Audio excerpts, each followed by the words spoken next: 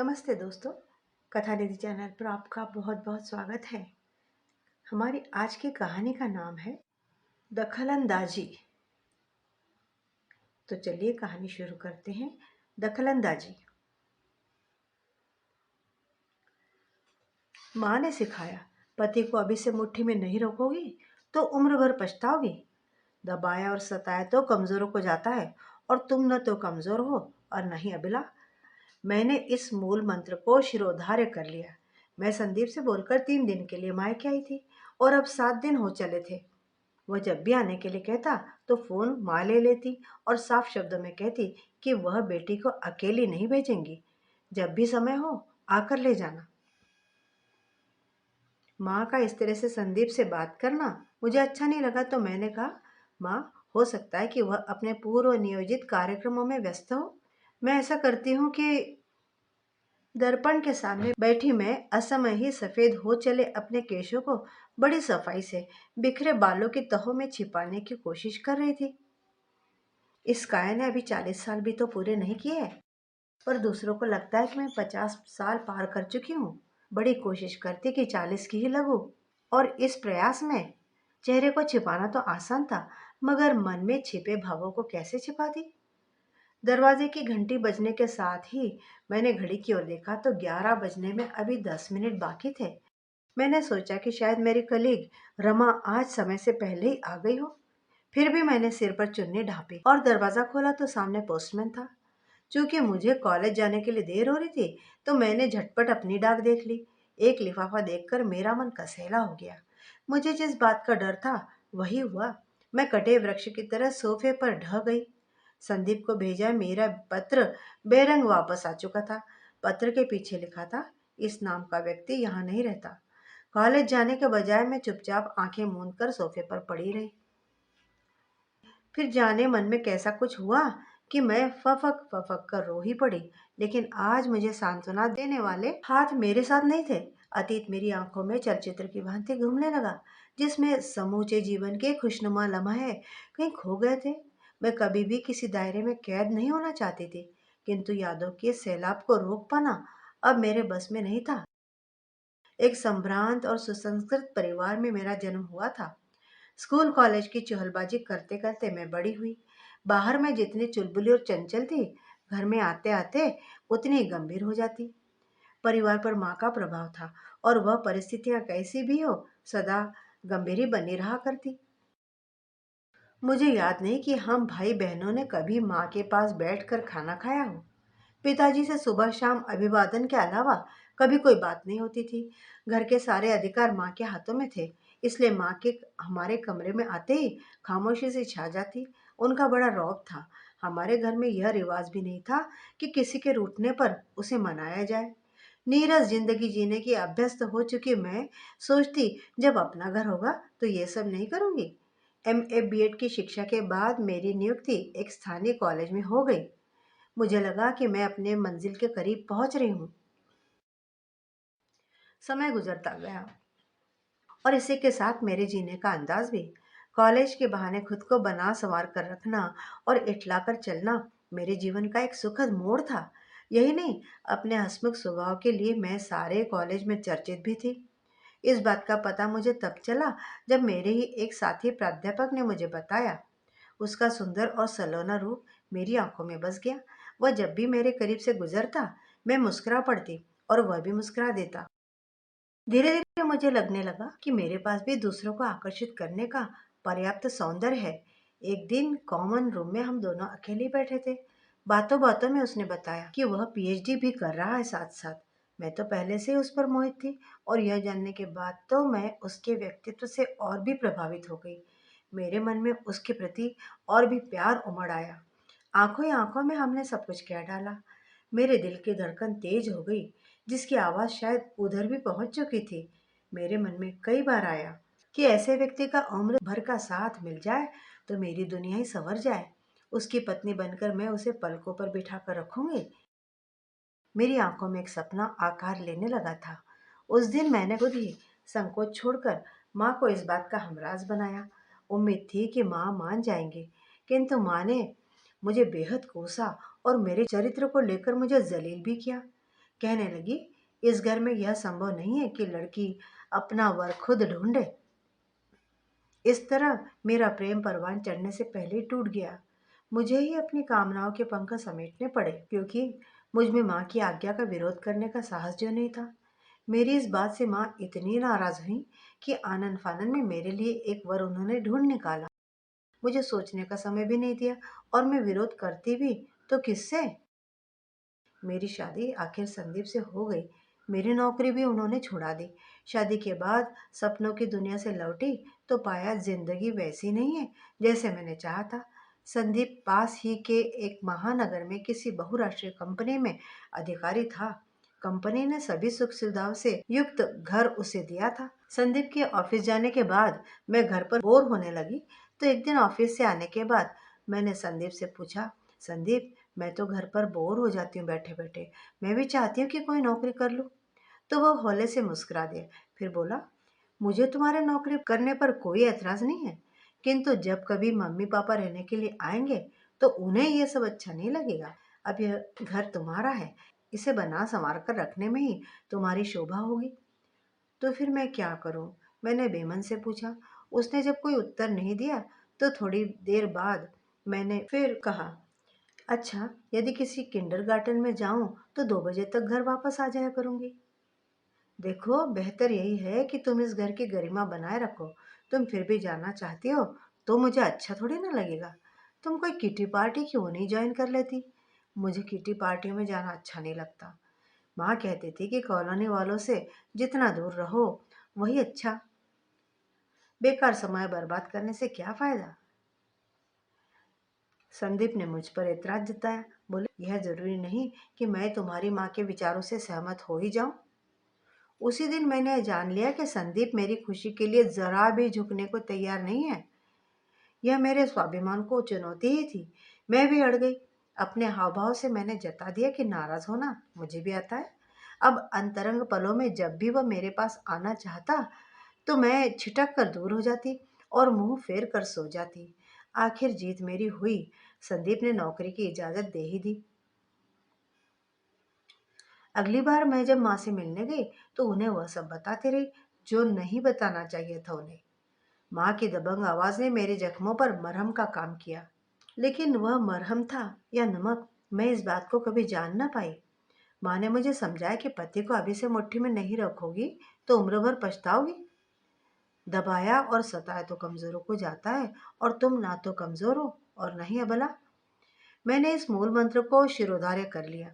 मैं संदीप से बोलकर 3 दिन के लिए मायके आ गई थी, और अब 7 दिन हो चले थे। वह जब भी आने के लिए कहता तो फोन माँ ही ले लेती और साफ शब्दों में कहती कि वह बेटी को अकेली नहीं भेजेंगी। जब भी तुम्हें समय मिले आ कर ले जाना। माँ का इस तरह से संदीप से बोलना मुझे कतई अच्छा नहीं लग रहा था। इसलिए मैंने कहा, माँ, हो सकता है कि वह अपने पूर्व नियोजित कार्यक्रमों में व्यस्त हो। मैं ऐसा करती हूँ कि तुम नहीं जाओगी। माँ ने बीच में ही मेरी बात काट कर सख्ती से कहा, हमने बेटी ब्याही है, कोई जुर्म थोड़े ना किया है। शादी करके उसने हम पर कोई एहसान नहीं किया है। जैसा हम चाहेंगे वैसा होगा, बस। माँ ने कभी समझौता करना सीखा ही नहीं था। विरासत में मुझे भी यही मिला। फिर मैं खामोश हो गई। जब वह मेरी कोई बात ही नहीं मानता तो मैं भी क्यों झुकूं? आना तो उसे ही पड़ेगा। 2 दिन के बाद ही संदीप आ गया तो मुझे लगा माँ ठीक ही कह रही थी। माँ की छाती गर्व से फूलकर 2 इंच और चौड़ी हो गई। दिवाली से 4 दिन पहले संदीप के मम्मी पापा आ गए। सीधे तो उन्होंने कुछ नहीं कहा, पर उनके हाव भाव से ऐसा लगा कि मेरा नौकरी करना उन्हें पसंद नहीं आया। संदीप ने एक दिन कहा भी कि मैं उस दिन घर पर ही रहूं और मम्मी पापा की देखभाल करूं, लेकिन इसे मैंने यह कहकर टाल दिया था, मैं भी यही चाहती हूँ कि मम्मी पापा की सेवा करूं, लेकिन इन दिनों लंबी छुट्टी लेना मेरे लिए ठीक नहीं है। मेरी स्थायी नियुक्ति अब होने ही वाली है, और इस छुट्टी का सीधा असर उस पर पड़ेगा। देखो, मैं तो चाहता ही नहीं था कि तुम नौकरी करो, पर तुम्हारी जिद के कारण मैं कुछ बोला नहीं। अब यह बात उन लोग को पता चली है तो उन्हें अच्छा थोड़ी ना लगा है। मैंने विवाह तुम्हारे मम्मी पापा के सुख के लिए नहीं किया है। वे दोनों तो कुछ दिनों के लिए मेहमान हैं, चले जाएंगे तब तो फिर मैं फिर से अकेली रह जाऊंगी। मेरा इतना पढ़ने लिखने का क्या लाभ है? मेरे इतने कहने से बात वहाँ खत्म हुई नहीं थी। कोई बात कहीं पर भी खत्म नहीं होती जब तक कि उसके कारणों को जड़ से न निकाला जाए। मम्मी ने एक दिन मेरे अच्छे मूड को देखकर कहा, बेटी, मुझे घर सूना सूना सा लगता है। अगली दिवाली तक इस घर में रौनक हो जानी चाहिए। तुम समझ गई ना मेरी बात? इस घर में अब मेरे पोते पोती भी होना चाहिए। मैं नहीं चाहती थी कि वे किसी भ्रम में रहे, इसलिए सीधे सीधे कह दिया, मम्मी जी, मैं अभी किसी भी बंधन में पड़ना नहीं चाहती, क्योंकि अभी यह तो मेरे खुद ही हंसने खेलने के दिन है। किसी भी खुशखबरी के लिए आपको 4-5 वर्ष तो इंतजार करना ही पड़ेगा। संदीप ने उन्हें सांत्वना दी। वैसे हमारे संबंधों की कड़वाहट उनके कानों तक भी पहुंच चुकी थी। समय यूं ही खिसकता रहा। हमारे संबंध बद से बदतर होते गए। मुझे संदीप की हर बात बर्छी सी सीधी अपने सीने में चुभती सी लगती। एक दिन मैंने सुबह ही संदीप से कहा कि स्थायी नियुक्ति की खुशी में मुझे अपने सहयोगियों को पार्टी देनी है। संभव है शाम को आने में थोड़ी देर हो जाए। लेकिन वह पार्टी टल गई और मैं घर आ गई थी। घर पहुंची तो संदीप किसी महिला के साथ हंस हंस कर बातें कर रहा था। मेरे पहुंचते दोनों चुप हो गए। अरे तुम कब आई? आज पार्टी नहीं हुई क्या? संदीप की बात सुनकर मेरा चेहरा तमतमा गया। मैंने अपना बैग सोफे पर पटका और फ्रेश होने के लिए चली गई। मन के भीतर बहुत कुछ उमड़ रहा था। अतः गुस्से में मैं अपना नियंत्रण खो बैठी। इससे पहले कि वह कुछ कहता, मैंने खड़े खड़े ही पूछा, कौन है ये लड़की और आप इस समय यहाँ क्या कर रहे हैं? संदीप ने मुझे घूरा, फिर बोला, तुम बैठोगी तभी तो बताऊंगा। अब बताने के लिए रह क्या गया है? संदीप के घूरने से घायल मैं दहाड़ कर बोली, बहाना तो तैयार कर ही लिया होगा। पुष्पा, थोड़ा तो सोच समझ कर बात करो। आरोप लगाने से पहले हकीकत भी जान लिया करो। मुझे कुछ भी समझने की जरूरत नहीं है, मैं सब समझ चुकी हूँ, कहकर मैं तेज तेज कदमों से भीतर आ गई। थोड़ी ही देर के बाद संदीप मेरे पास आया और कहने लगा, तुमने तो हद ही कर दी। जानती हो कौन है यहाँ? मुझे कुछ भी जानने की जरूरत नहीं है। मेरे आते ही तुम्हारा हंसी मजाक एकदम बंद हो जाना, यह जानते हुए कि मैं शाम को देर से आऊंगी, अपनी चहेती के साथ यहाँ आना ही मेरे लिए जानने के लिए बहुत कुछ है। मुझे क्या पता कि मेरे कॉलेज जाने के बाद कितनों को यहाँ लेकर आए हो। मैं एकाएक उत्तेजित और असंयत हो उठी। पुष्पा, वह एकदम दहाड़ पड़ा, बहुत हो चुका अब। आज तक किसी की हिम्मत नहीं हुई कि मेरे चरित्र पर लांछन लगा सके। तुमने तो शुरू से ही मुझे शक के दायरे में खड़ा कर दिया और अब प्रभुत्व जमाने की कोशिश कर रही हो। ये सब बेकार की बातें हैं। सच तो यह है कि तुमने शासन जमाने की कोशिश की है और जब मैं भारी पड़ने लगी तो तुम अपनी मनमानी करने लगे हो। मेरी माँ ठीक ही कहती थी, बाहर में जाए तुम्हारी माँ, उन्हीं के कारण तो यह घर बर्बाद हो रहा है। तुमने मेरी माँ को बुरा भला कहा। अब मैं यहाँ एक पल भी नहीं रह सकती। मैं यह घर और तुम्हें छोड़कर जा रही हूँ। जरूर जाओ, जरूर जाओ, ताकि मुझे भी शांति मिल सके। आज तुम्हारी हरकतों ने मुझे कहीं का नहीं छोड़ा है। संदीप के चेहरे पर क्रोध और वितृष्णा के भाव उभर आए थे। वह ऐसे हाँफ रहा था जैसे मीलों सफर तय करके आया हो। मैं अपना सारा सामान समेटकर मायके चली आई और माँ को झूठी सच्ची कहानी सुनाकर उनकी सहानुभूति बटोर ली। माँ को जब इन सब बातों का पता चला तो उन्होंने संदीप को जमकर फटकारा और उधर मैं अपनी सफलता पर आत्मविभोर हो रही थी। भैया ने तो यहाँ तक कर डाला कि यदि उसने दोबारा कभी फोन करने की कोशिश की ना, तो वह दहेज उत्पीड़न के मामले में उलझाकर संदीप को सीधे ही जेल भिजवा देंगे। इस तरह मैंने संदीप के लिए जमीन का ऐसा कोई कोना नहीं छोड़ा जहां वह सांस ले सके। एक दिन रसोई में काम करते हुए भाभी ने कहा, पुष्पा, तुम्हारा झगड़ा अहम का है। मेरी मानो तो कुछ सामंजस्य बिठाकर घर चली जाओ अपने। सच्चे अर्थों में वही तुम्हारा घर है। संदीप जैसा घरवर तुम्हें फिर नहीं मिलेगा। मैं गुस्सा हो गई। तुम कौन होती हो मुझे शिक्षा देने वाली? मैं कोई तुम पर बोझ थोड़े ना हूँ। यह तो मेरी माँ का घर है। जब तक चाहूंगी मैं यहीं रहूंगी। उस दिन के बाद से भाभी ने मुझे कभी कुछ नहीं कहा। वक्त गुजरता गया और उसी के साथ मेरा गुस्सा भी ठंडा पड़ने लगा। मेरी माँ का वरद हस्त मुझ पर था। मैंने इसी शहर में अपना तबादला करा लिया। एक दिन पिताजी ने बड़े दुखी होकर कहा था, पुष्पा, जिन संबंधों को बना नहीं सकते, निभा नहीं सकते, उन्हें ढोने से क्या फायदा। इससे तो बेहतर है कि कानूनी तौर पर अलग हो जाओ। इस बात का माँ और भैया ने जमकर विरोध किया। माँ का कहना था कि यदि मेरी बेटी सुखी नहीं रह सकती तो मैं उसे भी सुखी नहीं रहने दूंगी। तलाक देने का मतलब है वह जहाँ चाहे रहे, और ऐसा मैं होने नहीं दूंगी। मुझे भी यही लगा कि यही सही निर्णय है। पिताजी इसी गम में दुनिया से ही चले गए और साल बीतते बीतते माँ भी नहीं रही। मैंने कभी सोचा भी नहीं था कि कभी अकेली रह जाऊंगी। मैंने अब तक अपने आप को इस घर में व्यवस्थित कर लिया था। सुबह भाभी के साथ नाश्ता बनाने के बाद मैं कॉलेज चली जाती। शाम को मेरे आने के बाद वह बच्चों में व्यस्त हो जाती तो मैं मन मारकर अपने कमरे में चली जाती। भैया के आने के बाद ही हम लोग पूरे दिन की दिनचर्या डाइनिंग टेबल पर करते। मेरा उनसे मिलना बस यहीं तक सिमट चुका था। जयपुर के निकट एक गांव में मेरे पति द्वारा पत्नी पर किए गए अत्याचारों की घटना की उस दिन बार बार टीवी पर चर्चा हो रही थी। तुम अपना खाना खाओ, भाभी बोली। यह काम सरकार का है, उसे ही करने दो। सरकार कुछ नहीं करती और तो कोई जागरूक होना चाहिए। अब अपनी पुष्पा को ही देख लो। संदीप को ऐसा सबक सिखाया है कि उम्र भर याद रखेगा वो। तलाक लेना चाहता था ताकि अपनी जिंदगी अपने मनमाने ढंग से बिता सके। हम उसे भी सुख से नहीं रहने देंगे। भैया ने तेज स्वर में मेरी ओर देखते हुए कहा, क्यों पुष्पा, तुम ये क्यों भूलते हो कि उसे तलाक न देने से खुद पुष्पा भी कभी अपना घर नहीं बसा सकती। मैंने तो पहले ही से कहा था कि इस खाई को और न बढ़ाओ। तब मेरी सुनी किसने थी। वह तो फिर भी पुरुष है, कोई न कोई रास्ता तो निकाल ही लेगा।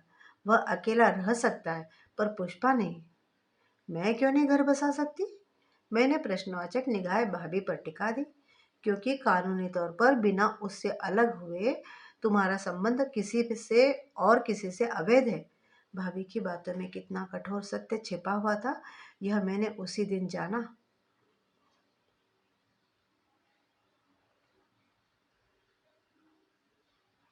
मुझे तो जैसे काठ मार गया हो। उस रात नींद आंखों से दूर ही रही। मैं यथार्थ की दुनिया में आ गिरी। करने के लिए यहाँ अपना कुछ भी नहीं था। मैं अब अपने ही बनाए हुए मक्कड़ जाल में पूरी तरह फंस चुकी थी। इस तनाव से मुक्ति पाने के लिए मैंने एक रास्ता खोजा और वहां से दूर रहने लायक एक ठिकाना ढूंढा। किसी का कुछ नहीं बिगड़ा और मैं अपने रास्ते में अकेली खड़ी रह गई। मेरी जिंदगी की दूसरी पारी शुरू हो चुकी थी। जाने वो कैसी मनोज गढ़ी थी जब माँ की बातों में आकर मैंने अपना बसा बसाया घर उजाड़ लिया था। फिर से जिंदगी जीने की जंग शुरू हो गई। मैंने संदीप को ढूंढने का निर्णय लिया। जितना उसे ढूंढती उतना ही गम के काले सायों में घिरती चली गई। उसके ऑफिस के एक पुराने कलीग से मुझे पता चला कि उस दिन जो युवती संदीप से मिलने घर आई थी वह उसके विभाग की नई हेड थी। संदीप चाहता था कि उसे अपना घर दिखा सके ताकि कंपनी द्वारा दी गई सुविधाओं को वह भी देख सके। किंतु उस दिन मैंने वो जो कीचड़ उछाला था उस पर, वह संदीप की तरक्की के मार्ग को बंद ही कर गया। वह अपनी बदनामी का सामना नहीं कर पाया और चुपचाप त्याग पत्र देकर अलग हट गया। यह उसका मुझसे विवाह करने का उसे मिला हुआ इनाम था। फिर तो मैंने उसे ढूंढने के बहुत सारे यत्न किए, लेकिन सभी बेकार साबित हुए। मैं चाहती थी एक बार मुझे संदीप मिल जाए तो मैं उसके चरणों में माथा रगड़ूं, अपनी गलती के लिए क्षमा मांगू। लेकिन मेरी यह इच्छा भी पूरी नहीं हुई। न जाने किस सुख के प्रलोभन के लिए मैं उससे अलग हुई थी। न मैं खुद ही जी पाई, न उसके जीने के लिए कोई कोना ही छोड़ा। अब जब जीवन की शाम ढलने लगी है, मैं भीतर तक पूरी तरह टूट चुकी हूँ। उसके एक परिचित से पता चला था कि वह तमिलनाडु के सेलम शहर में है, और आज इस पत्र के आते ही मेरा रहा उत्साह भी ठंडा हो गया। कोई किसी की पीड़ा को नहीं बांट सकता। अपने हिस्से की पीड़ा मुझे खुद ही भोगनी पड़ेगी। मन के किसी कोने में छिपी हुई हीन भावना से मैं कभी छुटकारा नहीं पा सकती। पहली बार महसूस किया कि मैंने वह वस्तु हमेशा के लिए खो दी है जो मेरे जीवन की सबसे महत्वपूर्ण निधि थी। काश संदीप कहीं से आ जाए तो मैं उससे क्षमादान मांगू। वही मुझे अनिश्चितताओं के इस अंधेरे से बचा सकता है। आज सोचती हूँ कि काश मेरी माँ ने मेरे वैवाहिक जीवन में दखल अंदाजी न की होती तो आज मैं जहाँ खड़ी हूँ वहाँ मैं ना खड़ी होती। और और शायद मैंने खुद भी अगर थोड़ा संयम और विवेक से काम लिया होता तो आज मैं संदीप के साथ सुखी जीवन बिता रही होती। तो मित्रों, अभी आप सुन रहे थे कहानी दखल अंदाजी। कभी कभी घर के बड़े बूढ़े स्नेहवश घर के बच्चों के जीवन में दखलंदाजी जो करते हैं उससे उनका जीवन ही तबाह हो जाता है। उम्मीद करती हूँ कि आपको कहानी पसंद आई होगी। कमेंट करके बताइएगा ज़रूर। और चैनल पे नए हैं तो चैनल को सब्सक्राइब भी ज़रूर कर लीजिएगा। मिलती हूँ जल्दी बहुत बढ़िया सी कहानी के साथ। तब तक विदा। आपका दिन शुभ हो। बढ़िया सी कहानी के साथ। तब तक विदा। आपका दिन शुभ हो। आपका दिन शुभ हो। जल्दी बहुत बढ़िया सी कहानी के साथ। तब तक विदा। आपका दिन शुभ हो।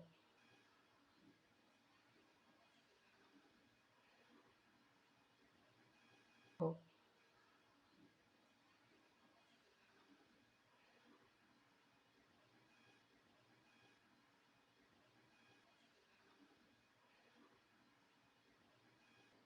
तब तक विदा। आपका दिन शुभ हो।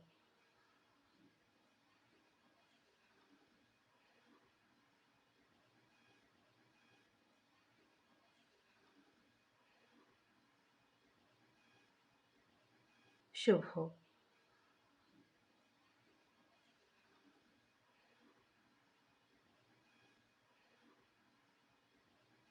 शुभ हो।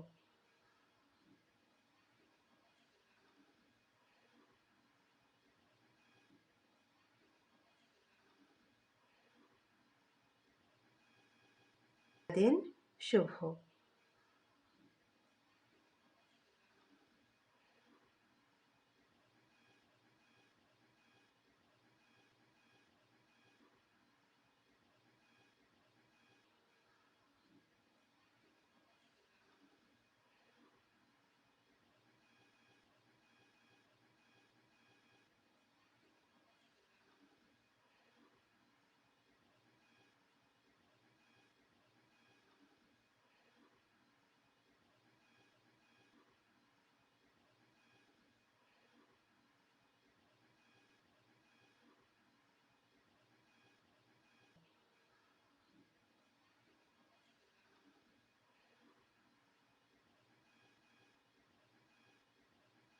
शुभ हो।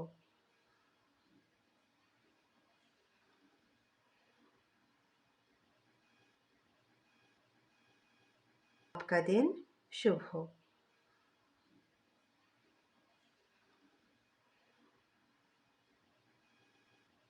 कहानी के साथ।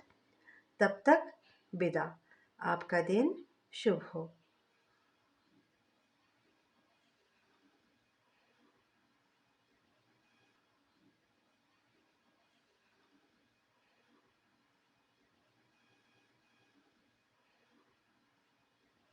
शुभ हो।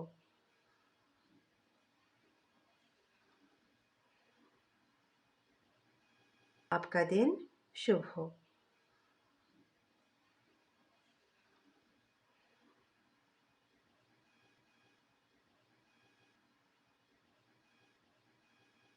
तब तक विदा। आपका दिन शुभ हो।